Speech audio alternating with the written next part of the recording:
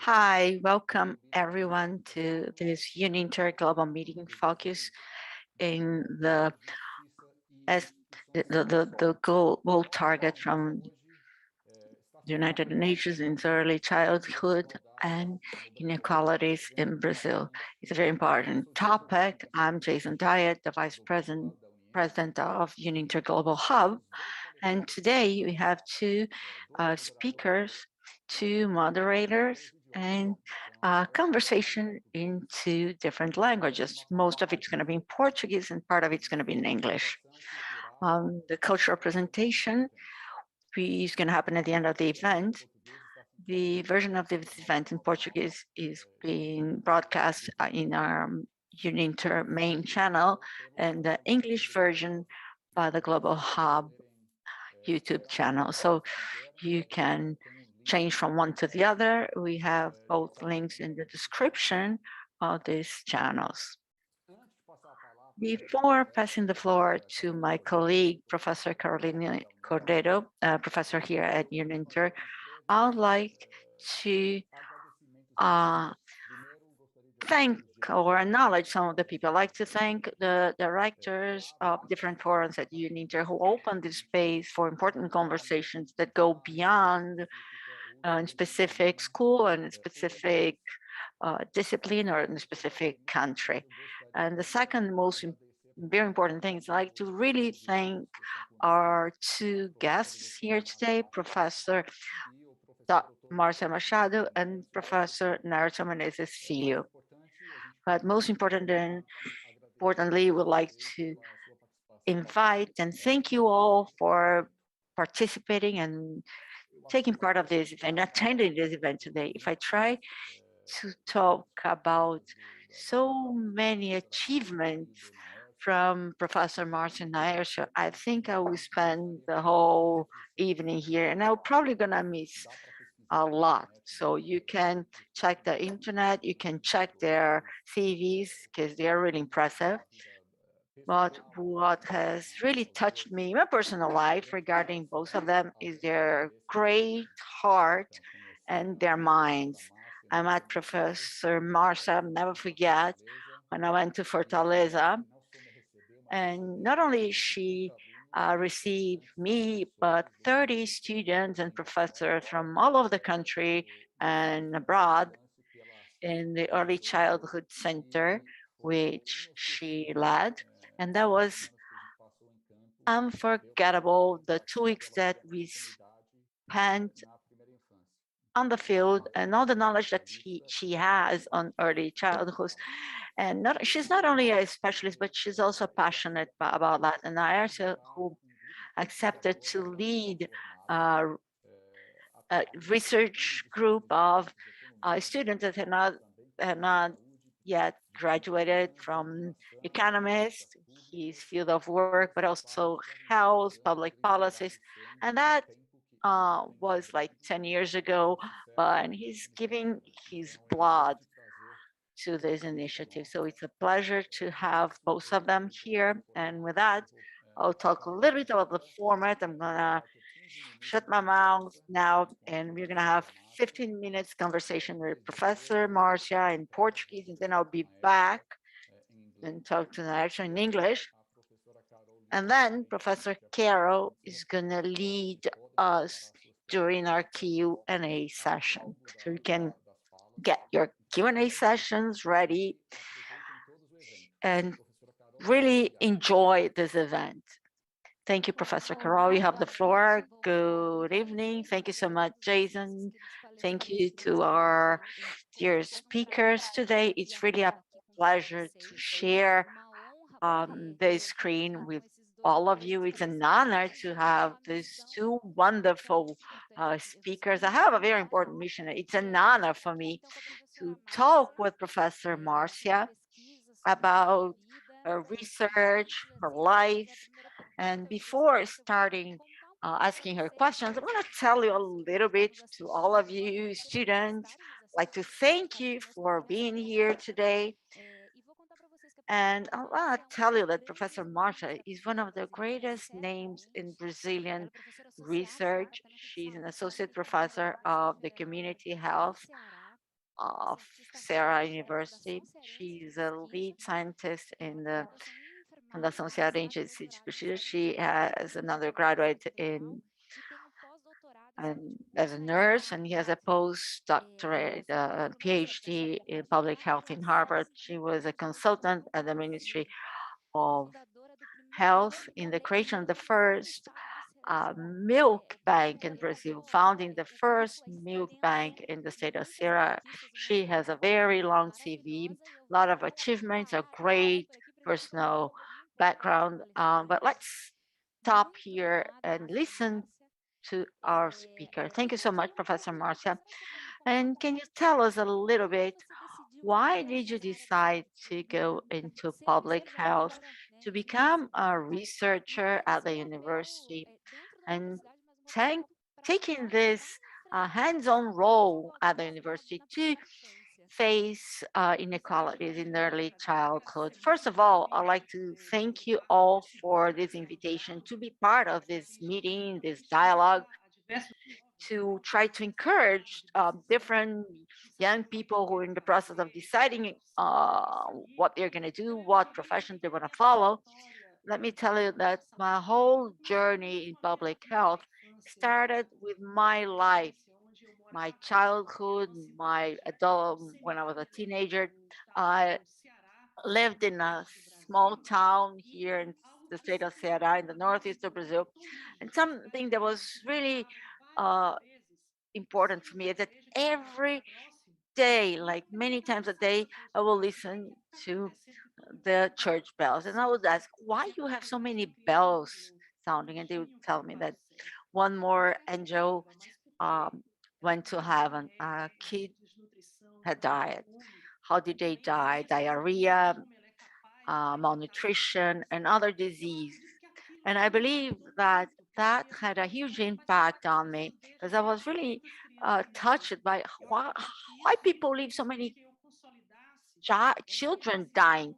And that helped me to consolidate my choice of a career. I decided to choose a profession to help mothers and children. This decision as a nurse, um, it brings together uh, people. Sometimes you have to talk with mothers and fathers and how they can take good care of their kids, talk to the public authorities in their decisions to cause a positive impact. So this decision, especially on this specific career, which is part of my journey, and I, in my childhood, I saw people being born in the farm where my grandfather used to live. Why those um, people would go to that house and they would come back and like get involved with the maternity health and the child's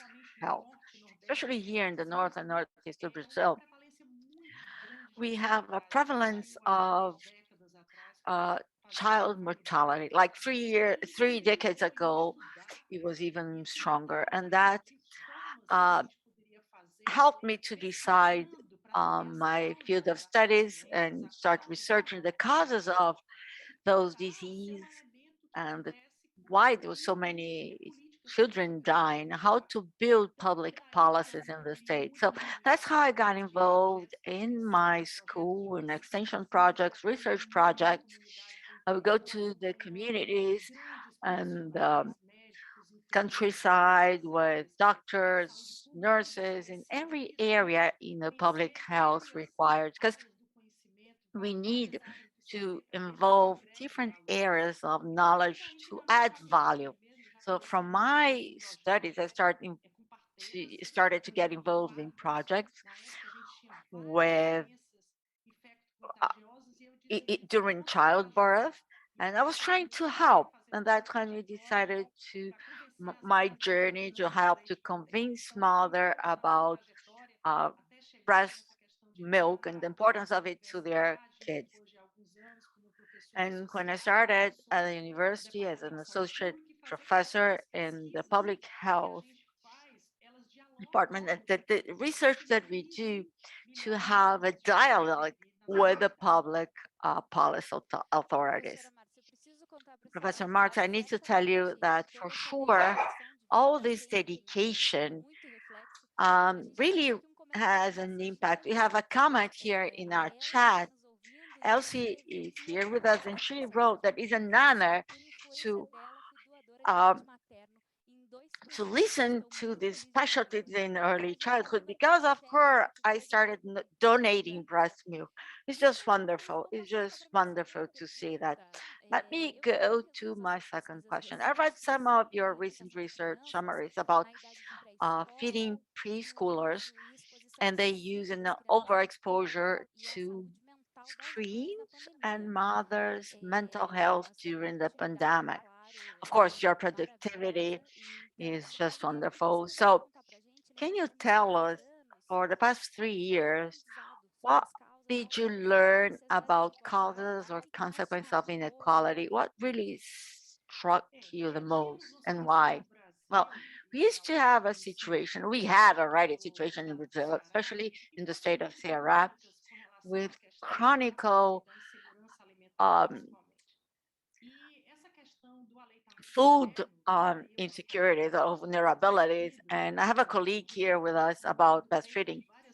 I've been the very good friend with many women who tried to convince these women that breastfeeding was able to uh,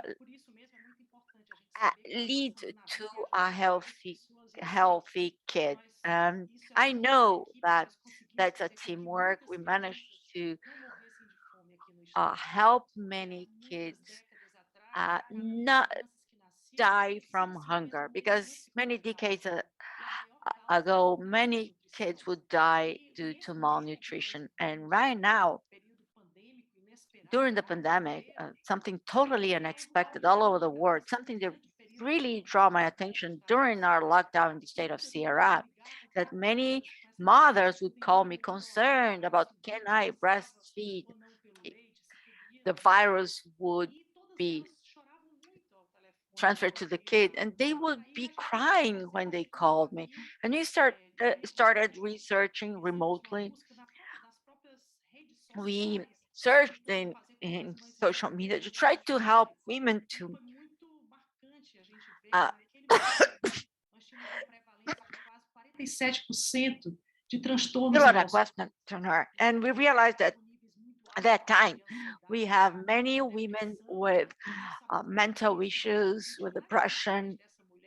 When we know how a pregnant woman can have like high blood pressure because of all these mental health issues. And we started to study this population, and we've been following this population, the only one in North and Northeast, um, on kids who were born right after lockdown. And some issues are really uh, catching my attention. We have a lot of involvement of men, and I have to take the opportunity that that is happening because of physical distancing. People who had to stay at home, then parents that sometimes didn't have a closer relationship with the mother and the kids, they had to do so. They have to start telling stories, sharing housework. And I think this is the type of movement that we have to take advantage of. We have to change this landscape that having only the mother taking care of the children, like creating all these connections, start in the woman's womb. And we have to also involve the man there. And what did parents do to try to uh, manage this lack of social connection with the kids? We've been doing some research, and some of the mothers have mentioned how some public policies adopted in Brazil should be preserved. One of them is a network of when the baby is born to have professionals working the humanization of the birth, because women were so afraid of giving birth, especially without this first contact, that this kid baby wouldn't be able to to be breastfed, and how to have a nurse in natural birth. And our research has been showing that how the role of a nurse at this special moment was crucial, because the level of C-sections in Brazil is just alarming.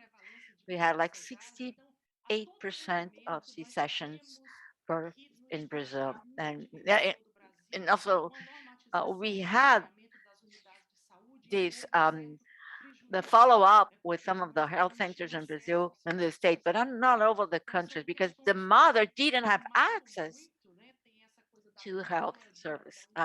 We have the exaggerated use of the of screens, kids with the like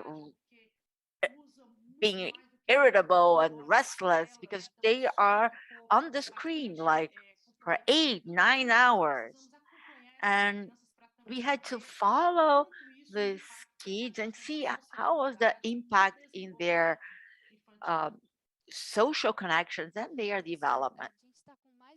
Okay, we have more than 300 people watching us today. Have many mothers sharing their experience of donating breast milk. It's very interesting. So I'm going to take the opportunity that you're talking about this research, and I'm going to ask you about the impact of the pandemic. If in your research you could see some similarities and difference in cities in Brazil with different human development indexes. Well, we've been following several families that live below poverty line, women who receive some money benefits from the government, and we were able to follow some of these families. And this inequality was more concentrated with the pandemic. Those who were doing good are doing better, and those who are doing good are doing worse. And you have to pay attention to that, because public policies for these families must be systematic. We managed to see that there's a difference in the life conditions of people living in the rural area and the urban area. We are doing some intense work in assessing more than 5,000 data source with social workers. And it's interesting to see that kids in the urban areas had distancing that was stronger.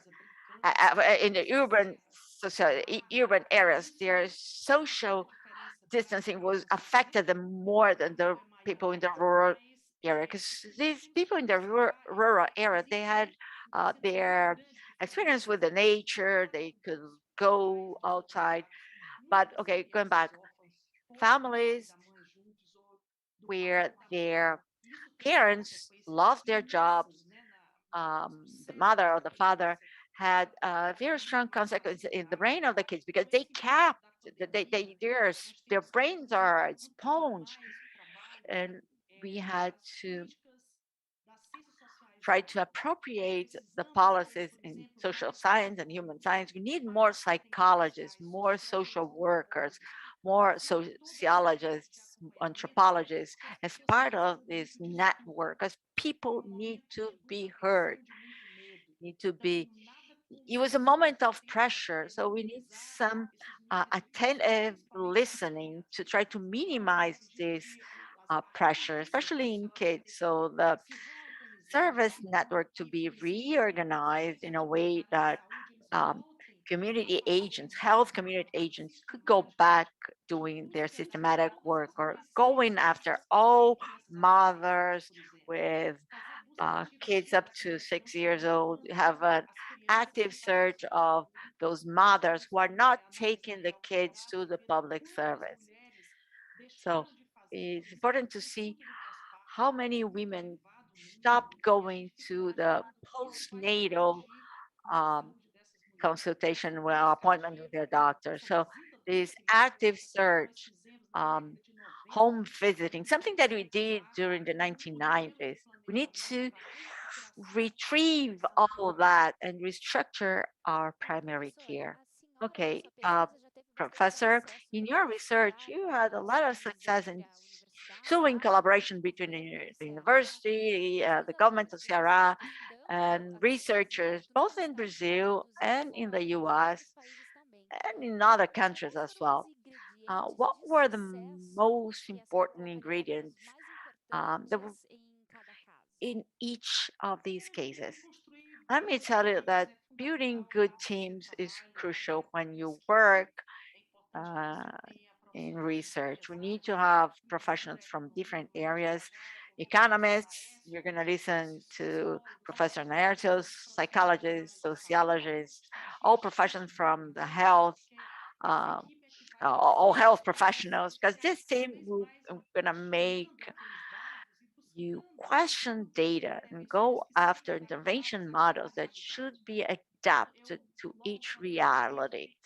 When I went to Harvard for my post PhD, I had the opportunity to meet Professor Marta Castro and Lindsay, and we started a network of connections to create methodologies in training professionals, looking for answers and solutions for some of the issues that we had, and mainly doing what we are doing here today, building in the state of Sarah, the lead scientist program, where professionals that are expert in special fields.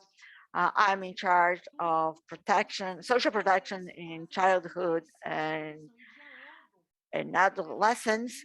And we have these professionals talking to political leaders and planners. I think this is a revolutionary model because we base our decisions in science with evidence so that these projects can cause an impact, but also have a good cost benefit for the state. Okay, we're going to have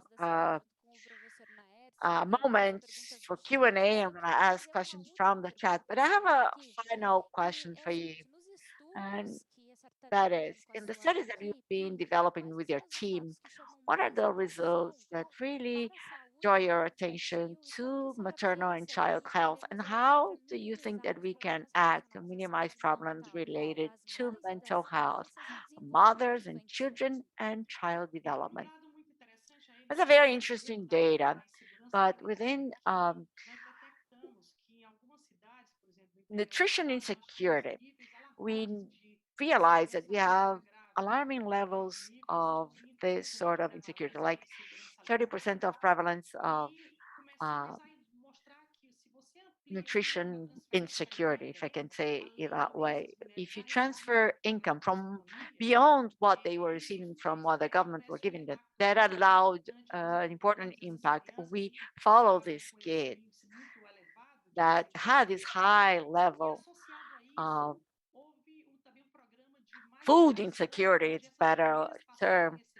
And we have, they received, they started to receiving the juice and soup that were donated by some supermarkets, and that had a huge impact. In 4 months, you could see the evolution of a child's growth. And the other thing is working in with schools, because the kids, they had that impact in their development, in their language skills or physical conditions, um, but also again language. They didn't have the opportunity to speak many words.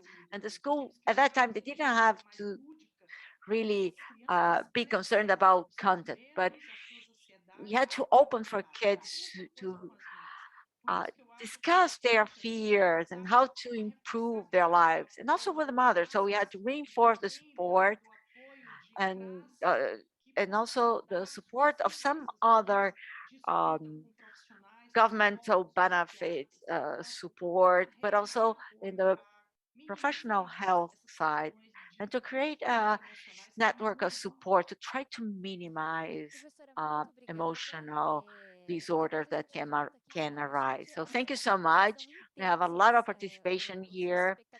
Our audience is really enjoying this conversation. So first of all, thanks for this first 15 minutes. Now I'm gonna pass the floor to Jason so he can carry on with our program. Fantastic. Thanks so much, Marcia. That was wonderful. I obviously am switching now to English. And before starting a similar conversation with Professor Naercio, just wanted to give a little bit of background on him. I focused on how great a person he is at the beginning, which is absolutely true. I also think it's incredibly important to know the quality of the sources of information that we're getting. So Naercio is a fantastic source of information. He is the Ruth Cardoso chair at INSPER, leading business and economics school, and an associate professor of economics and administration at the University of Sao Paulo. He is a Brazilian with global experience. He earned his PhD in economics from the University of London. And he mainly works in the areas within economics, mostly works within the areas of education, the job market, income distribution, productivity, technology, and unemployment. So he applies his skills to a broad range of disciplines. He's organized multiple books, and he's a columnist for Valor Econômico, the leading newspaper. So with that, Naercio, thank you so much for being with us. My first question for you is the following. Issues like inequality and climate change and human development are incredibly complex. And experts have so much information and understanding of nuance that they often struggle to give clear, concise, prescriptive statements and advice. So attention spans, I know mine, tend to be short. What do we need to know about early childhood and its importance on individual development and economic outcomes for society in 3 to 5 minutes? Hi, Jason. First of all, let me say that it's a pleasure to be here and to join this conversation about early childhood education and health policies. Thank you very much for the invitation to be here. And well, the early childhood development is crucial for long-term behavior of the human beings and firms and the economy. And this is because the first few years of life are very important for the development of all the abilities that are necessary for the individuals to learn, to engage in the labor market in a productive manner, to contribute to productivity growth, and to lead to country growth overall. So in the first few years of life, the brain connections increase rapidly in an impressive manner. So it's a period when these skills are formed. And so it's a window of opportunity so that if you are in a stable environment with nurturing care, with good parents that stimulate you, you'll be able to develop these skills that will be very necessary for all stages in your life. So kids that have a good environment, a good and nice and protective environment in the first year of life, when they enter school, they do well in school, they go through the grades, they have good grades, and then they finish high school and enter the labor market and find a good job in Brazil, for example, a good formal sector job. And then they engage in more productive activities. They create new firms and in new areas, even culture and sports. And so everything that happens afterwards in your life depends on these first few years. So that's why you have to be very caring about these first years. and the policy should focus on these years, especially in the more vulnerable families, because if these kids do not develop well those skills, they will have problems later on. Great. In terms of early childhood development, I'm curious if Brazil is different from other countries you've studied, and if it is, how is it different? Well, Brazil is different.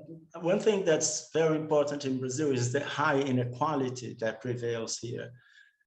Brazil is a big economy. It has a rich economy in terms of GDP, but it still has lots of poverty and inequality. And therefore, kids in more vulnerable families that live in poor areas still lag behind in terms of early childhood development. And then they have problems later on in life. So a big share of youngsters in Brazil are not in the labor market, and they are not studying either. So they have very bad prospects in the future. So in England, for example, where I did my PhD, this does not happen. And it's just not a question of how rich the country is how unequal it is. And we have been making a lot of progress in Brazil in social area in the last 30 years, but we still have a significant share of our families living in poverty. Even after programs like Bolsa Familia and Family Health Strategy, which were very effective, but they were not enough. So that's one of the crucial aspects of Brazil's life, and especially in the minorities case, the Blacks and in the Northeast regions, the poorer regions, still have a long way to go to have equality of opportunities here in Brazil. Mm-hmm.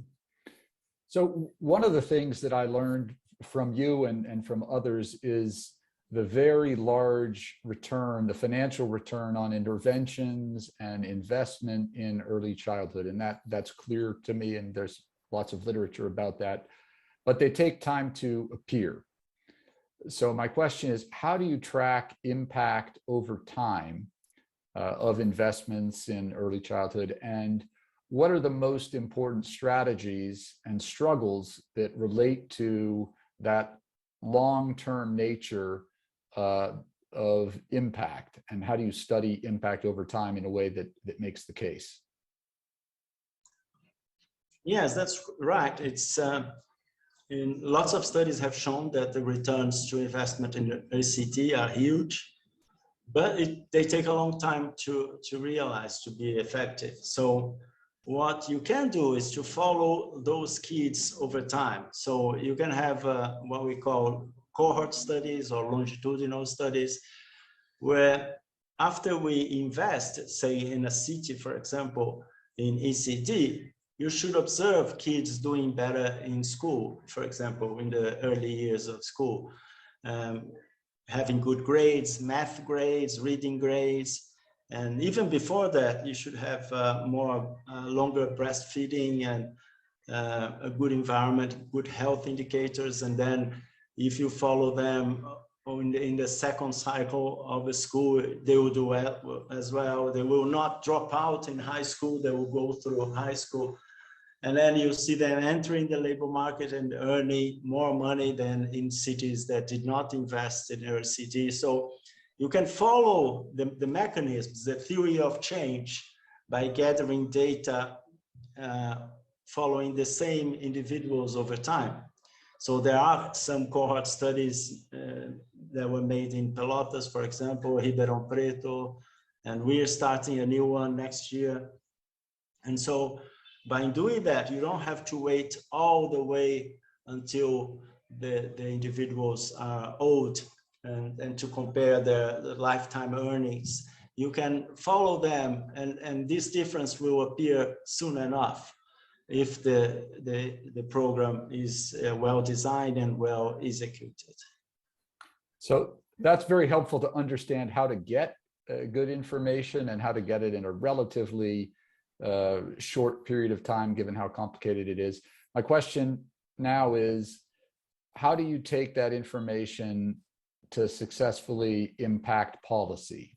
What are the limitations and what are the opportunities for using that information to have an influence in what happens in policy? Yeah, that's a great question. We have to engage and inform the policymakers. Let me give you an example. I recently did a paper, a study, showing that municipalities that had great advances in education in a generation, the same generation, the same youngsters, when they are 22, 23, they suffer less homicides. They are more likely to be in college. They are more likely to be employed in formal sector. And this research had a lot of repercussion. It appeared in the most important Brazilian newspapers. I gave talks to the National Education Council yesterday, and I'm going to give a talk with the secretaries of states, of all Brazilian states. And lots of people are asking me about the study. So policymakers are very interested in evidence. So you have the intuition that if you do a great job during the school years, these kids will do better in the labor market and in life. But if you have data, very detailed data, very precise and sophisticated empirical analysis that show that this is actually the case, and show the pathways and show and demonstrate mechanisms whereby these municipalities can actually improve education. And you need not only one good mayor, but you have to have two good mayors in sequence plus a secretary of state, because in Brazil, you know, the planning is different if you are in the first years of school and in the last year of schools. And you have to have agreement between the state and the municipality. So by providing this information based on evidence, you're able to convince even more skeptical people, because some of the governors or mayors think, oh, I'm not investing in ECD if I'm going to have to wait 20 years to get the results. But, you know, the results can come sooner than that. If you change education, you can get results. And this will impact the policymakers so that they will invest more in ECD and education. Thank you very much. So I'm going to ask one question. I'll just ask Professor Carol, as soon as we're done with this, please, to take it away, because we want to give maximum time for questions from the audience. So my last question, Naercio, is about the role of international data on your early childhood work. Your work, you know, Brazil-focused research. Where is international data helpful? Is it helpful? And if so, how is international data helpful to your work in Brazil? Well, international data is very helpful. To start, you know, we have this work of James Heckman, who showed that the high returns to early child investments, higher than in all other stages in the life cycle. This helped, you know, this single graph made with lots of research, mobilized Brazilian researchers in different areas and policymakers to pay attention in early child development. We have the CDC, Child Development Center at Harvard, has produced a lot of good research, disseminating research and knowledge about the science of early child development. And we were able to learn and understand this evidence and apply this in policies in Brazil. So it takes time for us to do our own research and randomized controlled trials and produce this evidence. And while this does not happen, we can learn from other countries for international data, international evidence, especially because we're talking about human being, babies, but human being. And the human beings are very similar across countries, although the environment and the policy is not. But at least part of this knowledge is applicable here as well. So is very helpful. And you can get information from different countries, developed and developing countries. This can be used to inform a theory of change when you're planning your policies, and will help you to guide to which policies are more effective. Thank you very much, Naircio. That was great. Professora Carol, the word is with you. Bom, professores, quero agradecer, as duas palestras foram excelentes. Professors, I'd like to thank you. Both presentations were excellent. We received a lot of important information. Our chat is very intense in terms of participation. I'll try to ask some questions that can be answered by both of you, okay? So we can try to meet the need of all of our students. Let me tell you, everybody who's here with us, you can keep sending your questions. We're going to select them. And I'm going to ask them to our question. The first question that we have, actually, there are two questions. The first one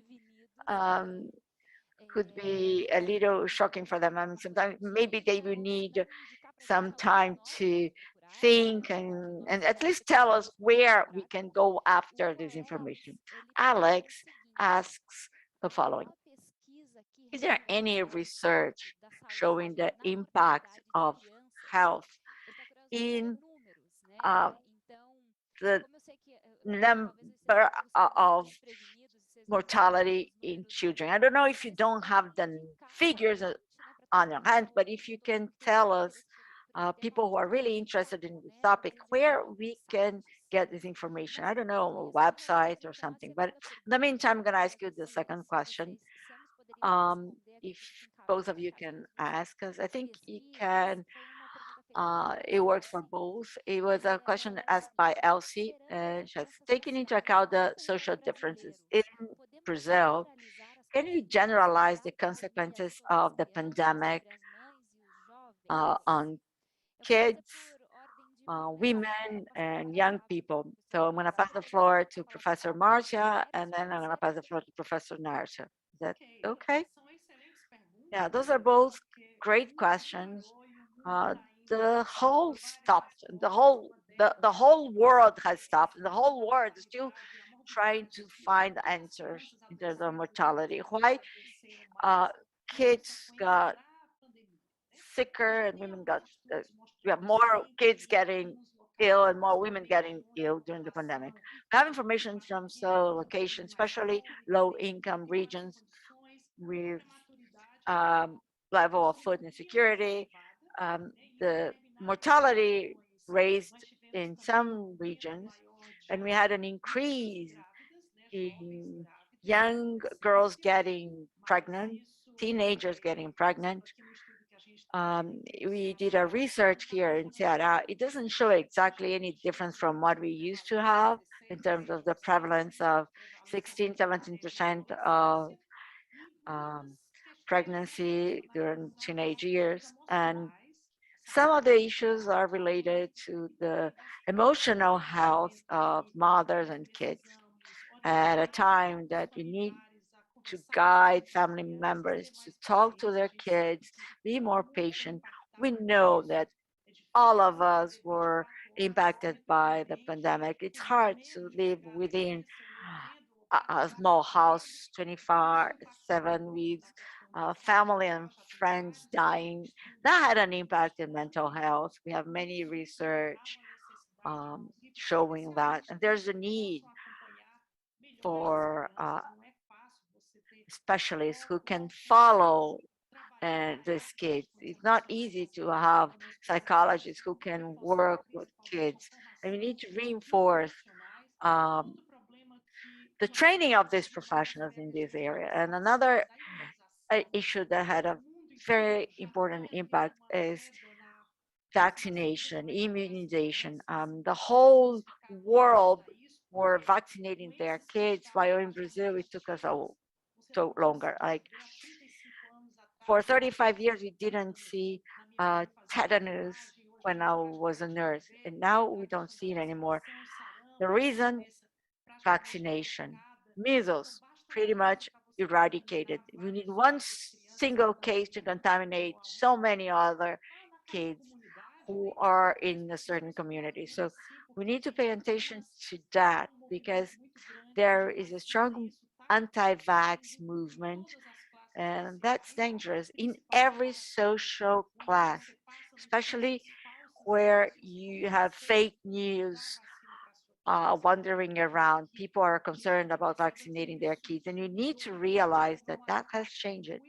The repercussion of vaccination was huge. And Professor Naerso has also talked about that. In terms of education, private schools, they managed to keep the remote uh, studies with their kids. It was difficult. Some professors or teachers had to stay at home. Some of them were parents who need to homeschool their kids. But there was a huge difference between this inequality that we have here between poor kids and high income family kids because they had more opportunity to carry on their studies. And you're going to see now with time the how it's going to have an impact in math, for example, how the kids are going to have an impact in their language skills because social inequalities got worse, as I said. The condition of those who are already in a bad situation, they different from those who were doing better, doing good, they were ended up doing better. Now, Professor Naircio? Yeah, it's a great question. I believe that some regional differences have huge uh, impact because it's different in the north of Brazil, in the city of Manaus, when you have uh, huge crisis in the health service, or São Paulo in the south, Porto Alegre in the south of Brazil. We have the infrastructure, the hospital infrastructure, all issues related to basic care. Education management is very different between the regions. In Ceará, most of the kids managed to go to to follow classes from home. Ceará has one of the best um, fundamental schools or basic schools for kids. If you go to Rio or Belém, the numbers are a lot lower. In Belém, only 50% of the kids manage to follow the class remotely. Well, you can see the size of the region, difficulty in terms of infrastructure, access to internet. And I totally agree with Professor Marcia that the impact was generalized and reached all areas in terms of education, health, vaccination, and so on and so forth. But there are some differences if you think in terms of regions.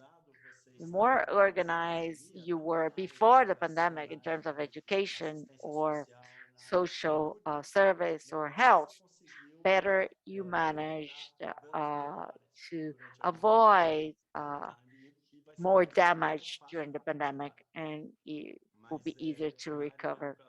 But I work a lot with education, and what happened was a tragedy. There was a decrease in learning that's been diagnosed in Sao Paulo that kids went back like 3, 4, 5 years in terms of learning during the pandemic. We need public policies focusing in try to recover these learning social and emotional skills to try to minimize these effects. Otherwise, the fact is going to be just horrible for the generation that was born and raised during the pandemic.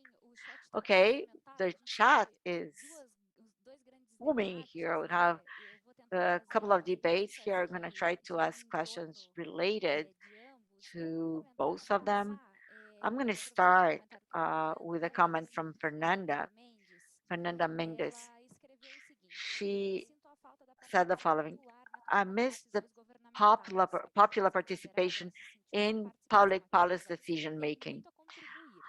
The population has a lot to contribute, and well, it's a comment, and I'd like to ask you to from your experience, because both of you have worked with the government, you study childhood. From your experience, the popular participation in the decision-making process, is it important? Does it exist? Can you tell us a little bit, how does it work, how this process work in this popular participation in decision-making process of governments? Again, Professor Marcia first. I think that this is a very important question. First of all, we always need to imagine that the population, the environment how this population is, can recognize what is good, what is better suited to be implemented. And one of the most important issues that we have in Brazil is implementing the the early childhood framework. I think that was a huge step that we had, because we cannot start thinking about childhood policies if every government change, the policy change. If you have this framework, this milestone for early childhood, it's crucial so that every time a politician leave the government, things can change. It can't, because now it's part of the state policy. And when you created the city plans for childhood, at that time there was a popular participation. Here we have the experience in many cities, many municipalities in the state of Ceará, and I took part, especially here in the capital city. We have more than 2.5 million people. We were built thematic discussion in some regional regional I could say neighborhoods or areas in the city of Fortaleza. So within the city, we have different community constructions. Frequently, we see that we need to listen to some of the communities that we call the ribeirinhas or quilombolas, work with people with physical disabilities. When you start listening, we have people with some difficulties, and sometimes they show us the solution. And this policy construction should be done with the popular participation. And also, having the political leadership, we need a parliament that knows that the beginning of the life starts in the early childhood. If you don't work with social assistance, not leaving any mother with no food during their pregnancy, that they can have access to public health. And one of the difficulties that we have in the country is we have cases in the north of Brazil, but sometimes you spend 4 days in a boat to reach a community. So to have this the broader view is crucial. And I think this tact that you need when you have uh, um, when you are building a framework is very important, because you need to put things in practice. And the academia is getting closer and closer to the public decisions. That is also very important. We always had the concept that the university and the research was far away from the community, and that's not true. What we need is to have we have to listen, because politics make things fast, and university, they start with the hypothesis and think, but the academia can tell you that it doesn't matter if you invest resources here, you're not going to have any impact. Sometimes you try to reproduce some interventions done in certain communities, some certain regions that are not feasible in other communities. So this conversation needs to exist.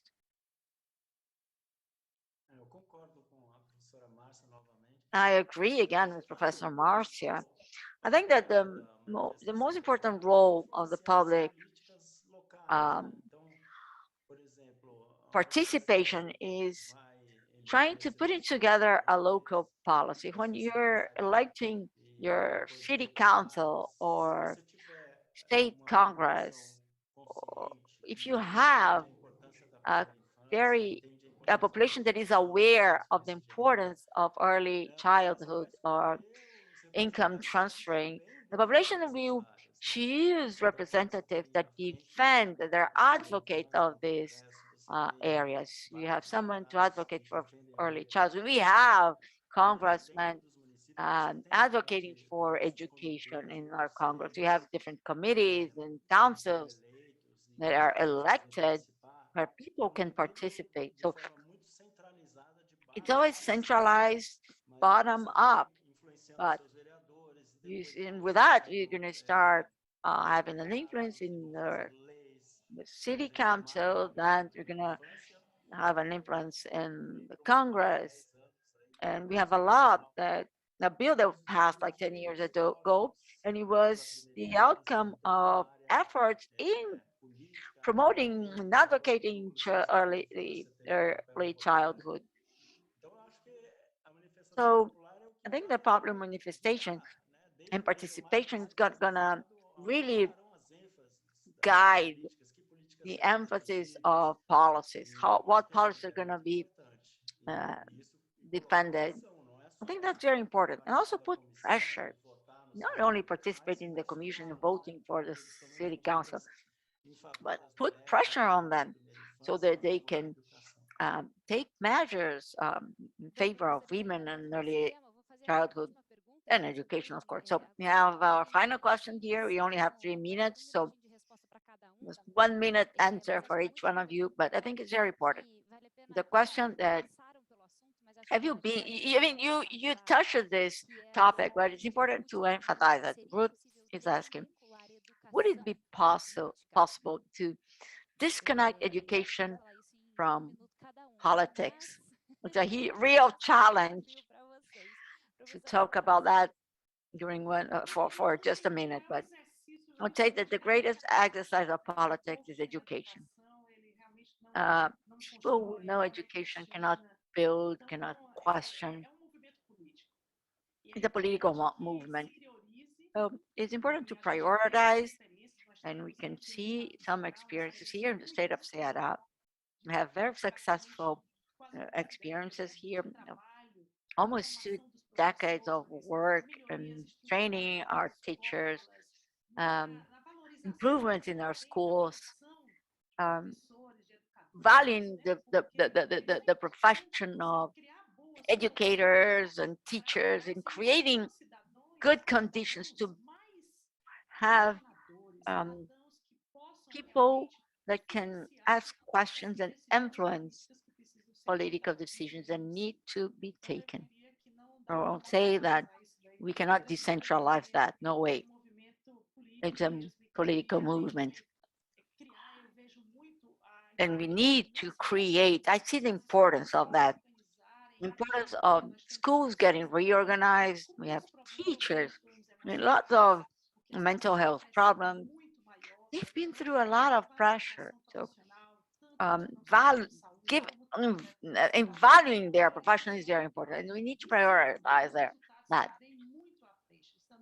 And the outcome is not immediate, but we need to always look for improvement.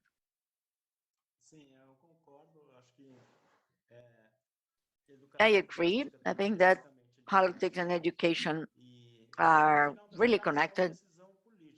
And at the end of the day, I think it's a political decision to value education. What they did in Ceará was a very important work that led to very good outcome and impact in terms of learning and other areas. And if politicians are not interested in education, it's not going to happen, because it's very hard to build quality education. We have to start like this, just to end.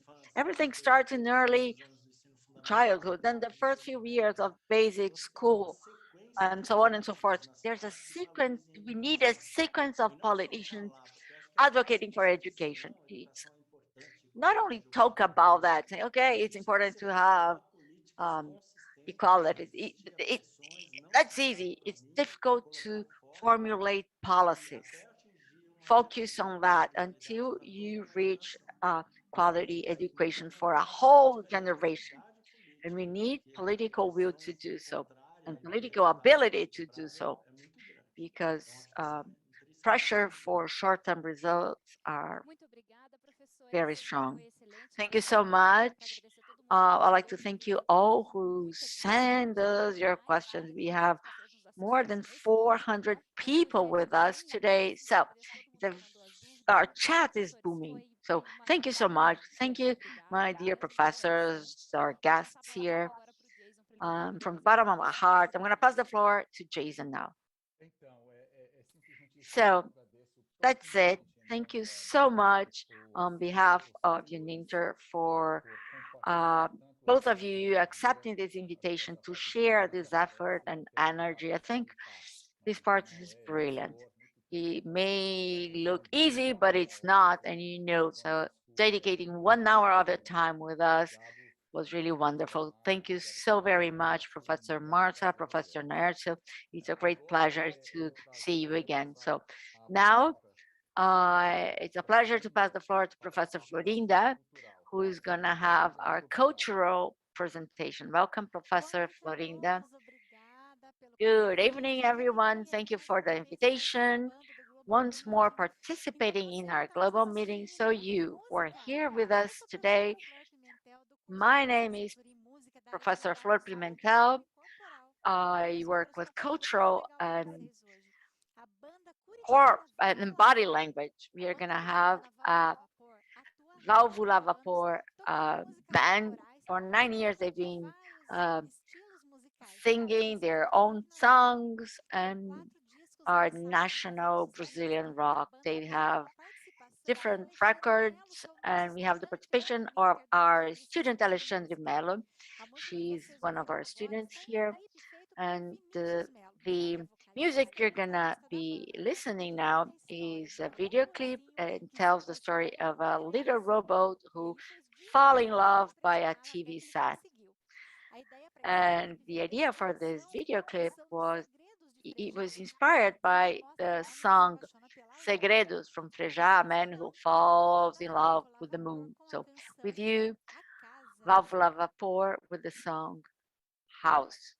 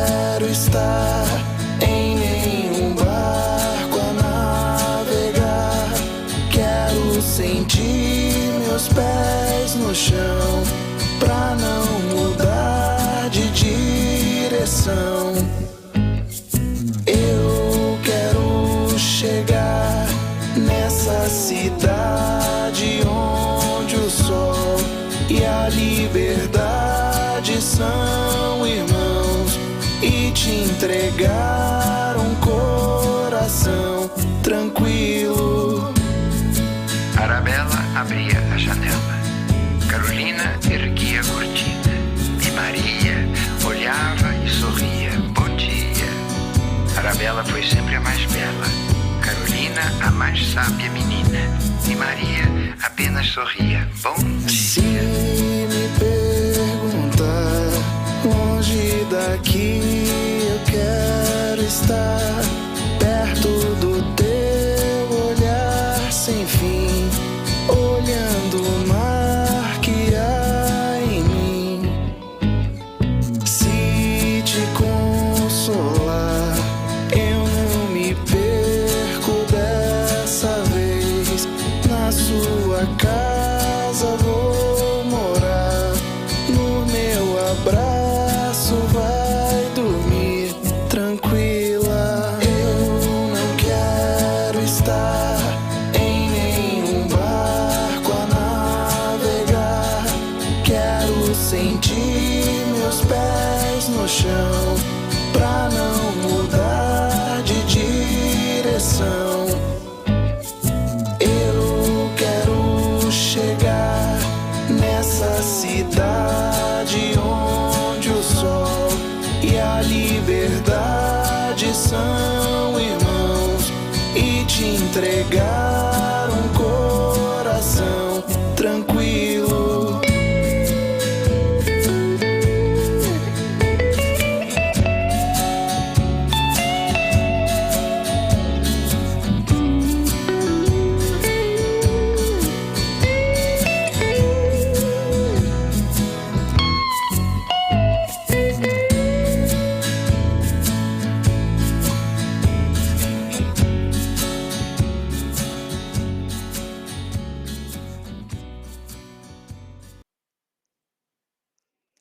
Que fofura, gente! Lindo, né?